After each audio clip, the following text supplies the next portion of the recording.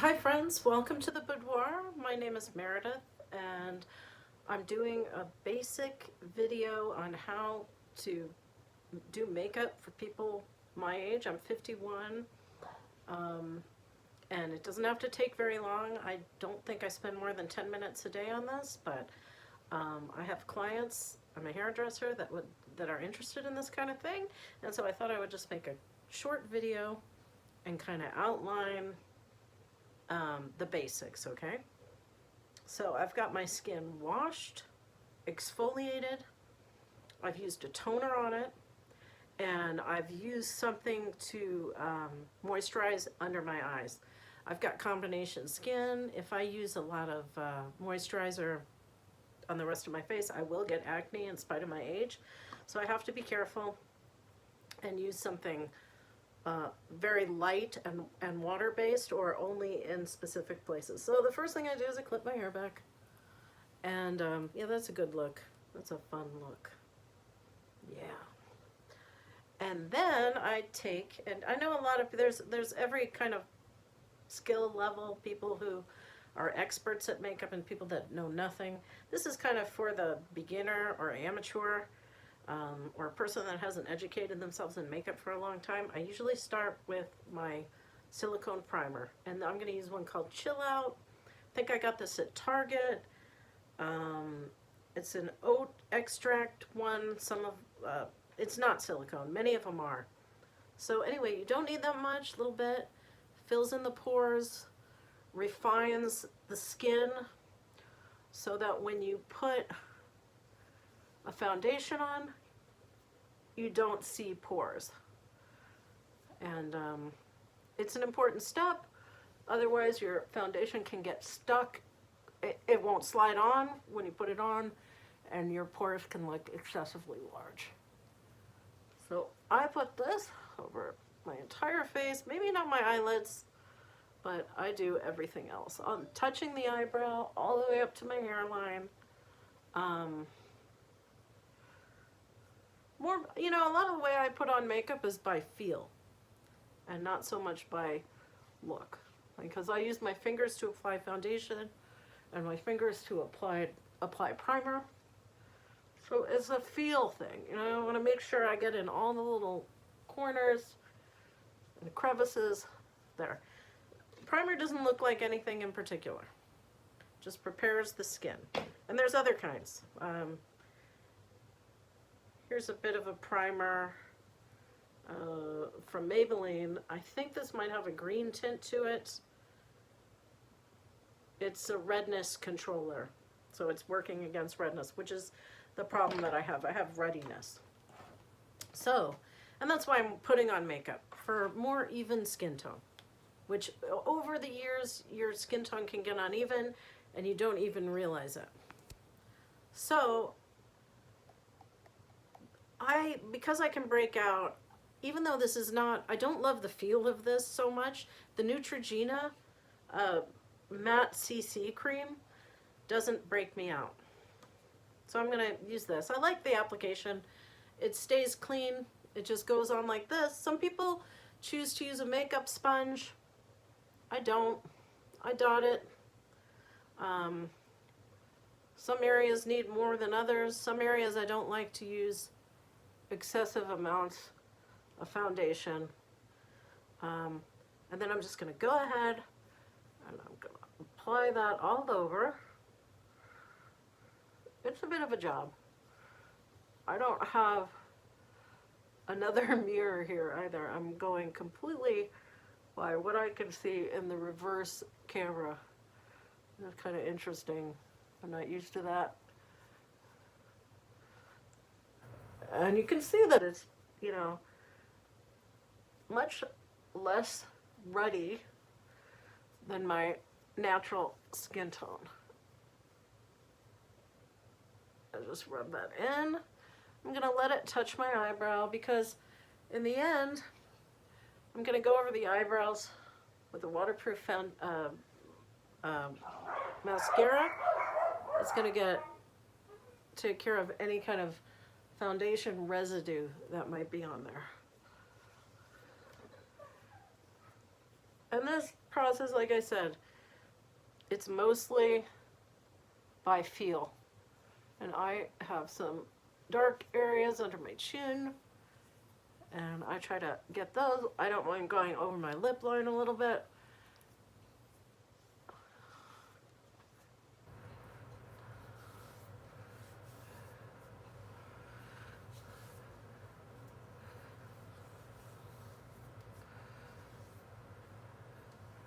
I'm just gonna turn down my light for a moment because it lets me check my own makeup application.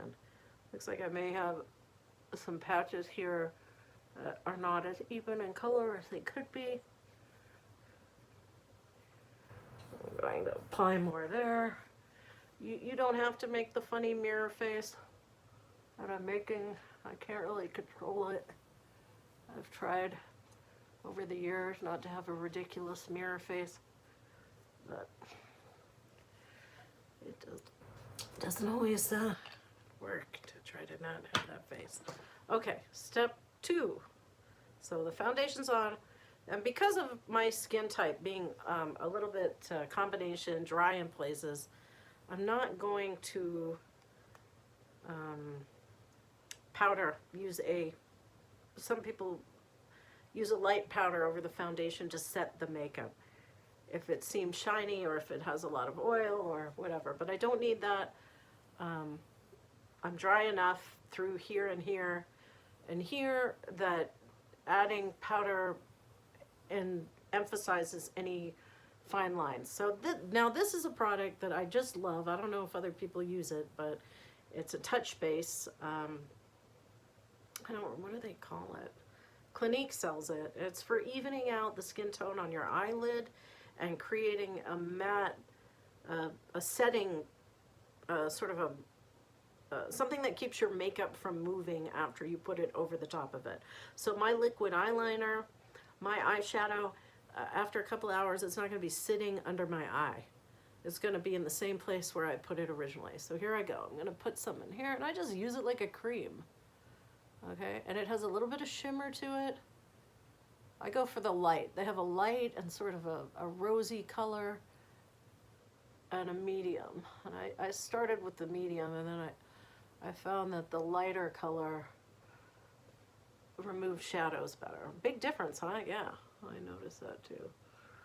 I'm just gonna go in there, do the same. It's like one finger can do one eye, but it doesn't do the other eye as well. And I have to sometimes break down and get the other finger involved there. I know that's what she said. Okay. It's in there. There we go. This is important, this part. Right in here, this is aging, you know, when you have a lot of things going on in the skin above your eye, and because our vision changes as we get older, we don't really notice, for instance, that there's a lot of discoloration going on. But this solves that problem. Okay, so we got the foundation, we got our base for the eyes on, and then the next thing I usually do at this juncture is my liquid liner, and this is a not very expensive one that I get from Sally's. I use a dark brown. I also have a black one. I've got a purple one, but this one gets the job done. And the reason I like liquid liner is because it doesn't get stuck. It doesn't end up under your eye as much.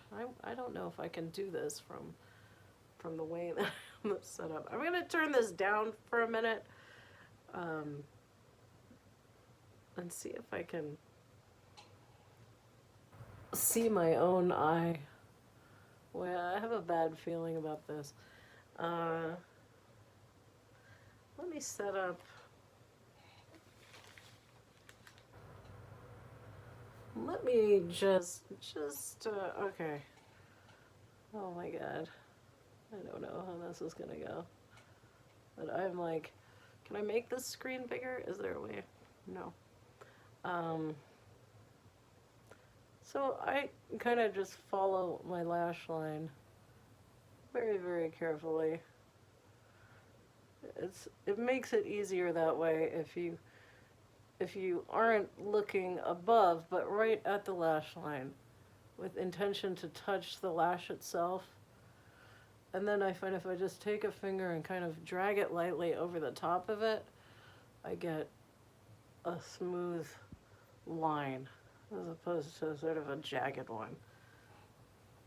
I don't know how that is. But because of my aging eye and these wrinkles on this side of the eye, the old way I used to wear my makeup with the kind of, cat eye, is not so good anymore. So kind of, the thinner, if you have more of extra stuff above your eye, more of a hood, then the thinner the line, the better. And liquid eyeliner is much easier to get a thinner, more precise line with. And it doesn't move throughout the day. So here I'm going to try that again, and we're just going to hope for the best, okay? I could really end up looking like a clown at the end of this. It could be a tutorial on how to look like a clown.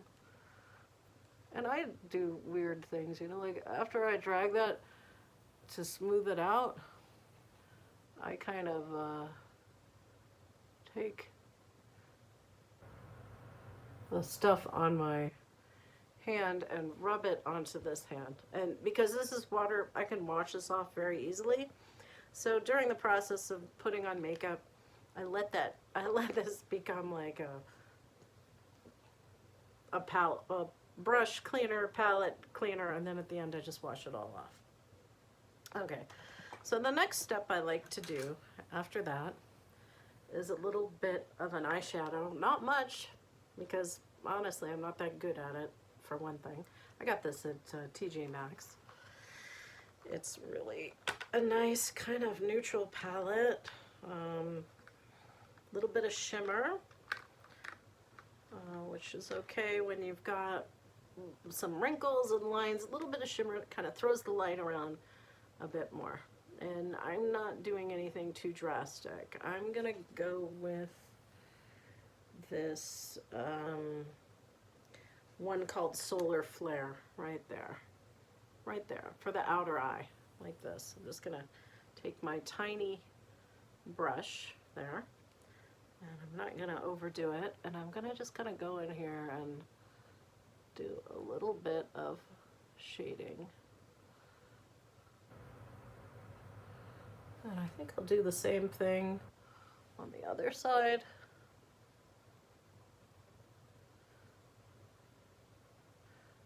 And I've got the touch base already on there, so it's already evening out the skin tone and helping me out a little bit that way. It's like an eyeshadow, but it doesn't move. Now I'm gonna take something called Milky White. It's the lightest one in the palette box here, and I'm going to just maybe try to open up this area a little bit by putting a bit of that on there, because for whatever reason, putting light stuff right here on your eye can eliminate some shadows. So I do it every time almost. Okay, that wasn't too complicated. And then I am not complicated, but I take a little bit of a really natural shade of blusher. This is upside down, Clinique. And I do just the quickest bit of shading up the side.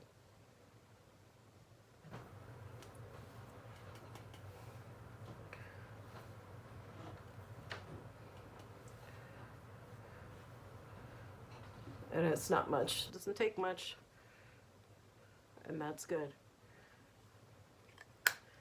Then one step I do that I noticed not everybody does, I take a very fine milled glitter, but ultra fine milled. It's like a pixie dust nail and body glitter, Bitsy. It's from Sally's, and this stuff is dangerous. You could spill the entire bottle if you're not careful. I pour a tiny bit into the cap, like that. And then I take my finger, I just dip it in there. There's a little bit of a trick to this, okay? So it's on the finger. And I just flick it like this on the eye. And then what happens is some of it sticks to the eye, some of it will sprinkle down and end up on the upper contour of your cheek, which gives you a sort of not too much effect, but throws the light around, which is a flattering look on older skin. More light movement, more flattering. You know, deep, matte, heavy makeup that goes into creases, not a good look, you know. Okay, then I take waterproof, inexpensive brown mascara, and I use this because I'm getting to the age where I have white hairs in my eyebrow, and it has a twofold effect of covering the white hairs and at the same time lifting and shaping the brow and covering up any makeup residue that might have gotten on the brow from your foundation or the eye base. And it's really not a big deal. And I find because it's the waterproof one, it stays all day. I try not to rub it, but even if I do, it's on there. And the fineness of the brush, you can capture these little guys here.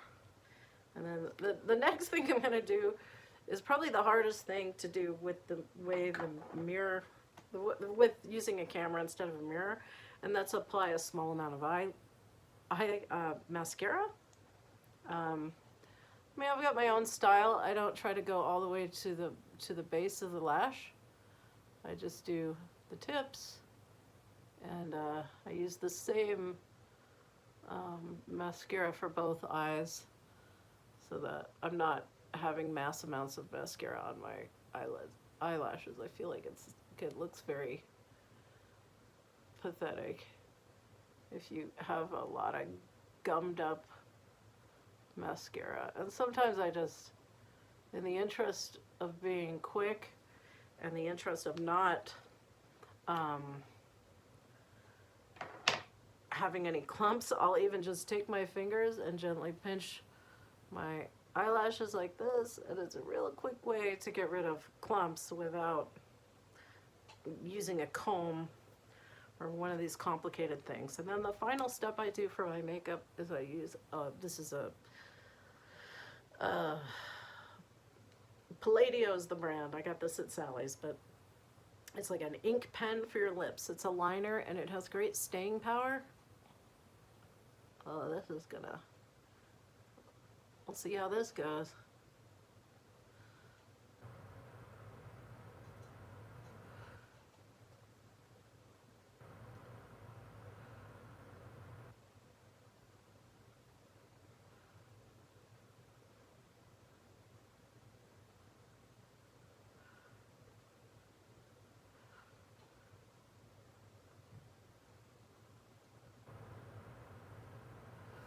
All right.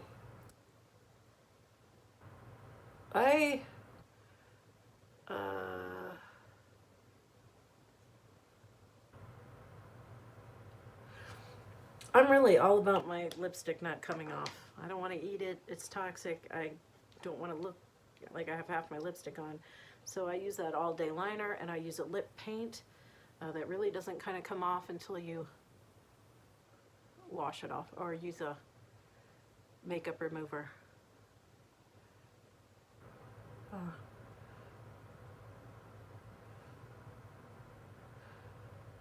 Kind of creep up to the lip line. So you can look crazy if you get this over the lip line.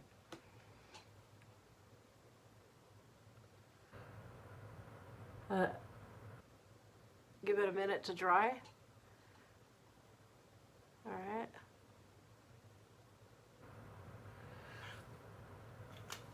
Alright, that's the last step. Unclip the bangs. Alright.